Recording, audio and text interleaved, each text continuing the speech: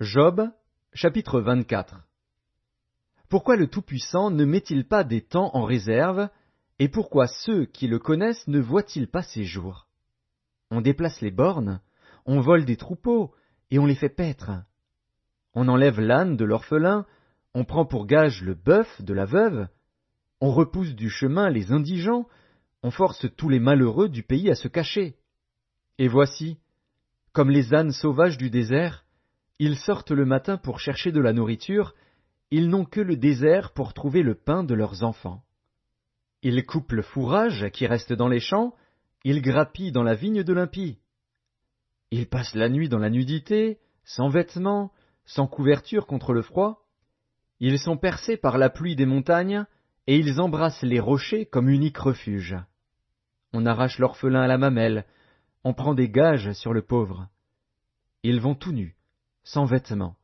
Ils sont affamés, et ils portent les gerbes. Dans les enclos de l'impie, ils font de l'huile, ils foulent le pressoir, et ils ont soif. Dans les villes s'exhalent les soupirs des mourants, l'âme des blessés jette des cris, et Dieu ne prend pas garde à ces infamies. D'autres sont ennemis de la lumière, ils n'en connaissent pas les voies, ils n'en pratiquent pas les sentiers. L'assassin se lève au point du jour, tue le pauvre et l'indigent, et il dérobe pendant la nuit. L'œil de l'adultère épie le crépuscule. Personne ne me verra, dit-il, et il met un voile sur sa figure. La nuit, ils forcent les maisons, le jour ils se tiennent enfermés, ils ne connaissent pas la lumière. Pour eux, le matin c'est l'ombre de la mort, ils en éprouvent toutes les terreurs. Et quoi?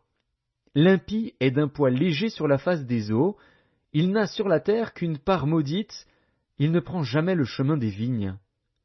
Comme la sécheresse et la chaleur absorbent les eaux de la neige, ainsi le séjour des morts engloutit ceux qui pêchent.